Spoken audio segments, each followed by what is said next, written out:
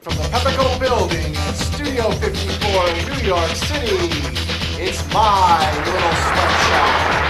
Starring America's favorite sock puppet, Pepe. I'm Jack Carroll, tonight's guest from the documentary movie called Pucker Up, The Fine Art of Whistling, as well as being an internationally known whistler, Steve Herbst. And now, everybody give it up for your host, the true father of baby Danny Lynn, Pepe! Yeah! Thank you. Hi, Pepe. Hi, how's it going, Dr. No? Oh, okay. How's everybody doing out there? How's everybody doing? Okay. Hey, I was reading a paper the other day. Did you hear about there's a DC madam from Pamela Martin and Associates? Yeah. She nails, if you want to call it that, a State Department bigwig, Deputy Secretary of State Randall Tobias. I mean, he resigned yesterday. And although he admitted to using her services, he said he's stepping down for personal reasons. He said he had no sex with the masseuses. I'm sure we've heard that before, right? And he said he actually, in response, he said that he had switched to a massage services with Central Americans. I mean, it's pretty sad when even American whores feels the pain of outsourcing. I wonder if he was an advocate for CAFTA. Maybe. CAFTA, the Central American Free Trade Agreement. Anyway, Rosie O'Donnell, she's left The View, right? You heard about that, right? Terrible. What am I going to watch now? And she said that it was a contract differences, right? Sure. However, sources at ABC says that the difference in the contract, that they didn't want an angry fat lesbian on the network. And Larry Burkhardt, he gets Danny Lynn, although, Pepe's still contesting that because, he threw his hat in the ring, remember that? I know, we support you. We support you, Pepe. And, there's like a 1% chance, or like a 0.1% chance I'm still the daddy. Mm-hmm. Well, anyway, Virgie Arthur's out of the way. So he gets, he gets the baby now until Pepe's little court battle. So anyway, just wanted to bring that up. So Hillary, Hillary was defending herself because she was doing like a Dixie drawl or something like that. They thought she was faking it. Sure. Well, anyway, she says every now and then I slip into a southern twang, and she was thinking of the critics. They were saying that she was thinking that the critics were thinking that they were accusing her of using a fake accent. And when she was asked about this, she said, "Man, I can't believe they be playing me like that." And the Democrats, they just passed that new veto thing. They passed that. Where am I at? Anyway, Bush. You're right, Pepe. I'm fine. Did I go? I did go out. I had a great time and everything like that. We'll talk about that later. Well, let me get back on track. Bush said that he'll veto anything that says quitting Iraq, right? Yeah. So the Democrats, when they heard this, they said, "Oh, great, we'll just rephrase it to leaving Iraq." So who do we got on the show today? We have a whistler of sorts. Oh, okay. Well, let me. He's been on. Let me. We got an exciting show right now. Yeah. Tell me about this. I can't imagine what a whistler would be involved with. Well, basically, we have Steve the Whistler, and Steve the Whistler Herbst has been dazzling audiences with his artistic whistling for over 50 years. Mm-hmm. He has a remarkable 3-octave range on his instrument, which matches his enormous stylistic range, which encompasses classical music, jazz, blues, pop, and Broadway.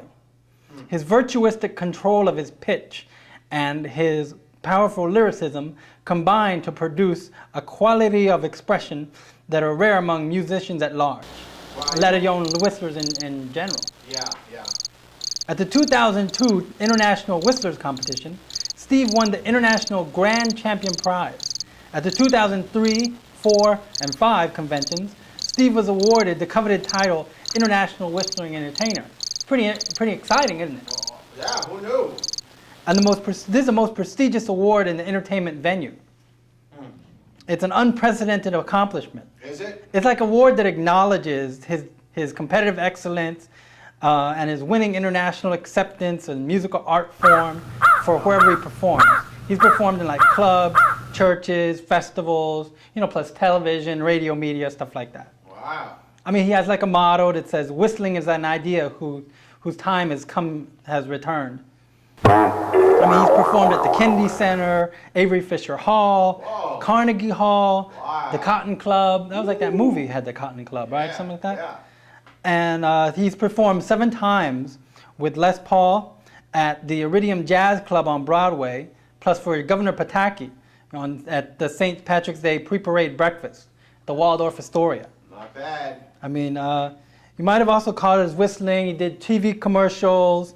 He did the Malcolm in the Middle, Today, Good Morning America, the CBS Morning Show, CBS Sunday Morning. He's got a CD, Broadway and Beyond, which have been very well received.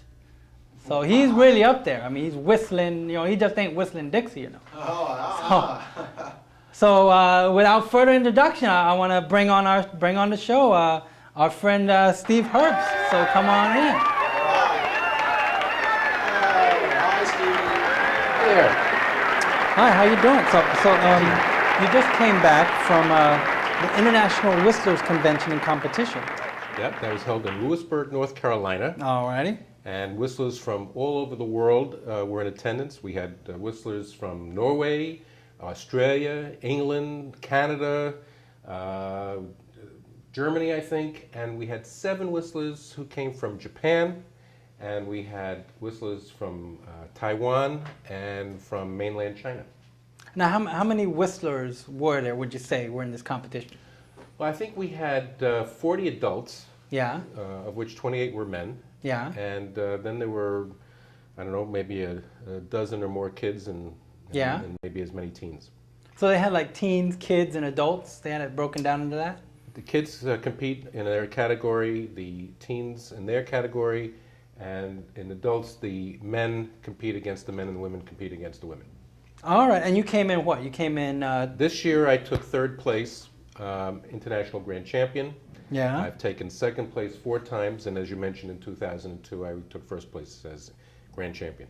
All righty. All right. So you did that. So what goes into your preparation? Because a lot of people think, oh, I can whistle. I can be like a whistling champion. Is that really true? Well, no. So when did you start whistling? You had like a lot of practice? I think a lot of people can whistle who think they can't. Yeah. But it's like anything else. You could sit down at a piano. That doesn't mean that you're going to be a virtuoso at it. You have to really have the talent. You have to practice. Yeah. So whistling is like any other musical instrument in that regard. So how long have you been whistling? You've been whistling pretty much all your life. I started whistling when I was 7 years old, and used to come home from school at the end of the day, go into my bedroom, close the door, turn on the record player, and practice.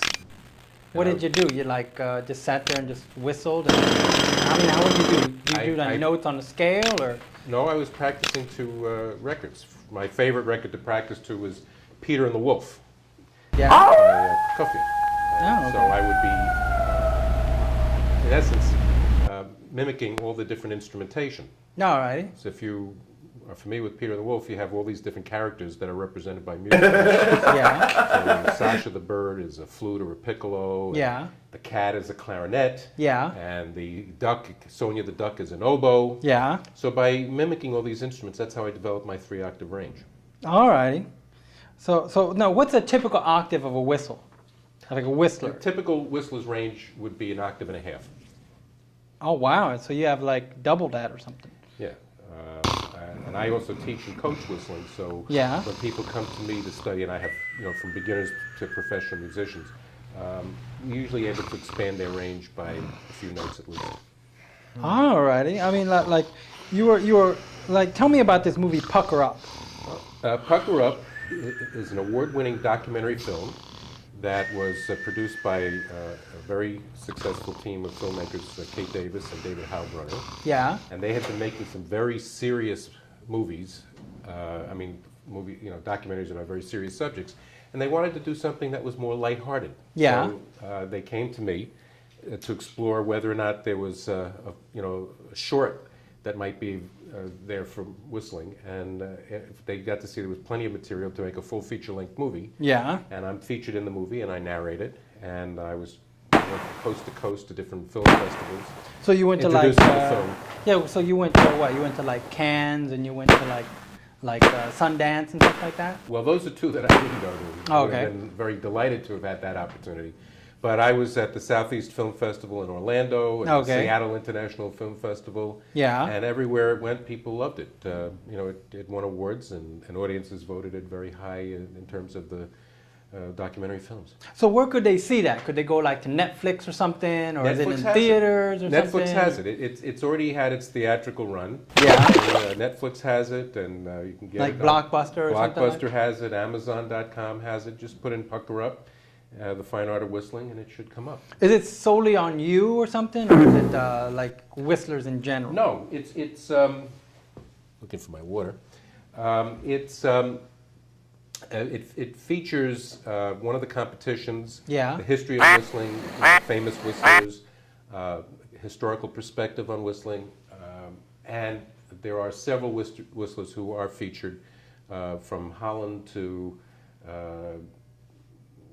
Florida and New York, and the filmmakers went to different locations to interview them and see how whistling affects their lives. Now, how does whistling affect a person's lives? Because people really, I don't know, it's not as popular. I don't know, was it ever popular? I mean, I'm Well, thinking maybe in the old days, that's like they a have a good guy que- walking and whistling and stuff. That's a good question. There was what we call the golden age of whistling, which was Yeah. in the 1930s, 40s, and 50s. And there were professional whistlers who traveled with the big bands and Yeah. took their turn standing up like any other solo instrumental artist. Yeah, You had people like Elmo Tanner, who yeah, traveled with the Ted Weems Orchestra, and his big hit was Heartaches. yeah, You had Muzzy Marcelino, who was famous for the theme from the High and the Mighty movie back in the 50s. yeah, And you also had Fred Lowry, who was the blind whistler, who traveled with the Horace Heidt Orchestra, I believe. yeah. And if you say, well, what happened? Yeah, what happened to that? Is it like, is all hip hop took over and that sort of thing? I'm glad you asked that. What happened was technology. You had the transistor radio come along in the 50s, and all of a sudden people could put something in their pocket Yeah, and with a little headphone listen